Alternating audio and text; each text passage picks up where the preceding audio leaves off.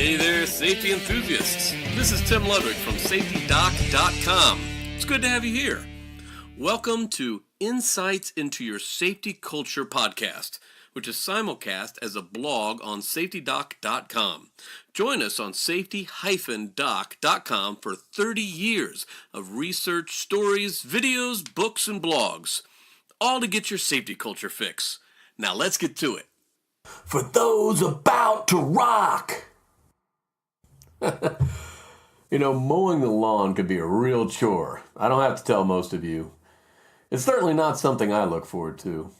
It's also a chore that can be quite hazardous. Lawnmower blades can spin up to 200 miles an hour. Contact with these blades costs 20,000 injuries a year, including 600 incidents of amputation and 75 deaths, simply by mowing the lawn. I did some work with the Tennessee Valley Authority's nuclear plant near Chattanooga, Tennessee. We were doing an assessment of their safety culture. What I heard from them is a claim I've heard many times at companies with positive, strong safety cultures. The quote goes something like this: "Drive down the streets here and you'll know we work here. You see us mowing the lawn with full PPE, steel-toed boots, all the way up to the safety glasses. They take it home." It made me reflect on my career as a lawnmower. When I moved into my first house, I was about 20, invincible and stupid.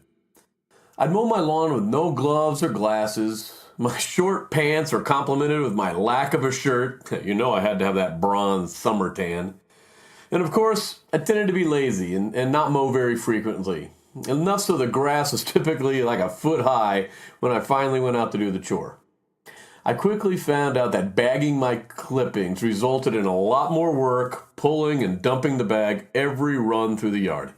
Therefore, I gave up bagging the lawn clippings altogether. As a result, the rocks and sticks would fly out randomly. As a safety geek, I look back at this in embarrassment and a lot of thankfulness that I wasn't seriously injured.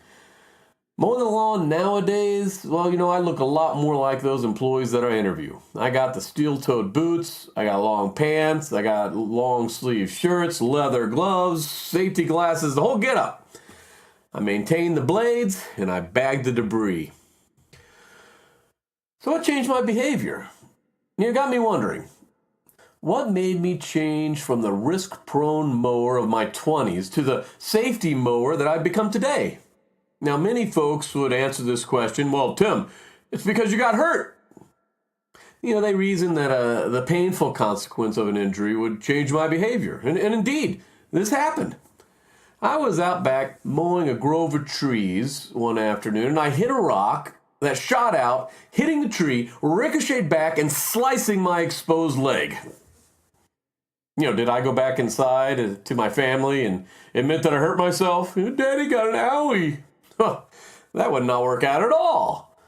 I'd been insisting that my kids wear all types of PPE when they play and do chores. In fact, one of my favorite speeches I give is about my son refusing to wear elbow pads and knee pads while he was skateboarding. Plus, I never hear the end of it from my loving wife, who likes to point out the contradictions when I take risks like this. So, to be honest, I snuck inside. I cleaned up the wound, put my long pants on to finish the lawn. But did I keep wearing long pants and using the clippings bag every time thereafter? Yeah, for a time, maybe two, yes. But then I went back to shorts and no bagging. Funny, but even an injury didn't change my behavior. Injuries are so unlikely to happen that they're not a very powerful consequence to change behavior. In our behavioral science, we call this the avoidance paradox, because we typically never come in contact with the negative reinforcement from an injury. Therefore, it doesn't really motivate us. My friend Cloyd Heighton and I wrote a scholarly article on this topic if you need some bedtime reading. Contact me for a copy. I'd be glad to give you a copy. The improbable consequence of getting hurt did not change my behavior. It doesn't change yours, and it most likely doesn't change your employees. Instead, the more probable and more immediate consequences of safe mowing, well, It's wearing sweaty clothing, heavy clothing, having a stop all the time to clear out the clippings bag, and sweating on my safety goggles so I can't see. Doing the safe behavior is often more uncomfortable and typically more inconvenient and certainly takes more time. These types of consequences punish safe behavior in our backyard mowing as well as in many of our job tasks. Quite simply, the positive consequences of being safe, they need to outweigh the negative consequences. And in many cases, this just doesn't add up, and then the risks are taken. So, if getting hurt didn't work, what made me change my behavior from taking risks in my 20s, and my 30s, to be honest with you, to the safety precautions that I use now? A second answer would be, well, Tim, you're a dad, and you need to model the safe behaviors that you want to see in your children. That's a good answer. My boys have a lot of safety requirements. I already told you about the challenges getting my oldest son to wear his knee and elbow pads when skateboarding. Well, this safety geek dad strikes again and again on his kids. I took my youngest son, Forrest, to see AC/DC in concert when he was young. And of course, we both wore earplugs, although I tore mine in half so I could hear Angus's solo even better. And I thought Forrest would want to end up being a rock lead guitarist like Angus Young. But afterwards, he decided he wanted to be a rock and roll drummer. Well, concerned about a lifetime of pounding decibels and the tinnitus that could result, just ask Pete Townsend of The Who, I decided to start him outright. So when we bought the drum set, I went so far as to buy my youngest son full ear protection, similar to the big earmuffs that air service crew wear under the wings on the runways. How then could I require all these safety behaviors in my kids and then turn around and model risk in my own behaviors? My guess is that having kids is the turning point in all of our lives, where we change from risk-accepting youthful ignorance to safety-seeking adult consciousness. But even having kids didn't seal the deal. Sure, I'd be out there in full PPE when my kids were around the house.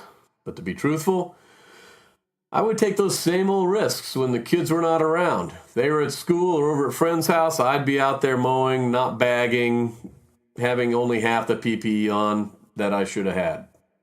The positive consequences of modeling safe behaviors, well, they only exist when those novices are around to see it. Otherwise, it doesn't maintain our safe behavior.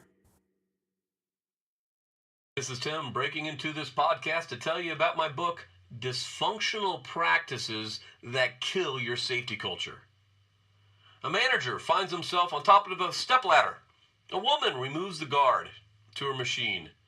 A worker is not wearing her safety glasses in the plant. A rustabout uses a wrong size clamp instead of retrieving the right tool.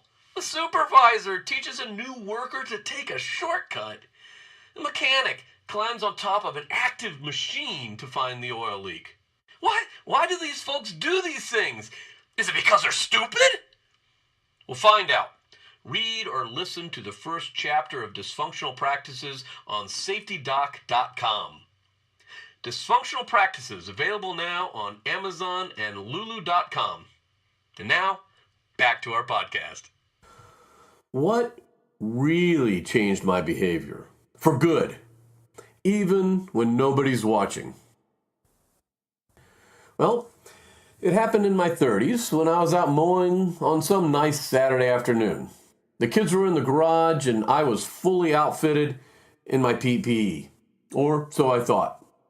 I was halfway done with the lawn when my youngest, Forrest, then 8 years old, came out to me waving, "Dad, Dad, Dad!" And I put my hand out, motioning him for her to stop. And I turned off the mower. And what happened next? Well, it changed my life. I still get choked up, goosebumpy, telling the story. He ran up to me. "Dad, Dad!" And from behind his back, he said, "You forgot these." And he pulled out and handed me those earmuffs. Those earmuffs I bought for him for his drumming. I wasn't wearing hearing protection.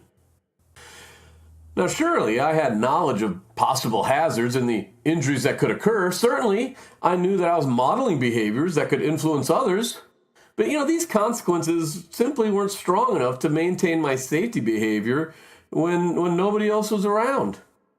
The single biggest thing that influences my safety choices to this very day was that very act of caring offered by my son to me on that day. It wasn't some top-down rule established by the family or procedure. It wasn't some training seminar or incentive program. No.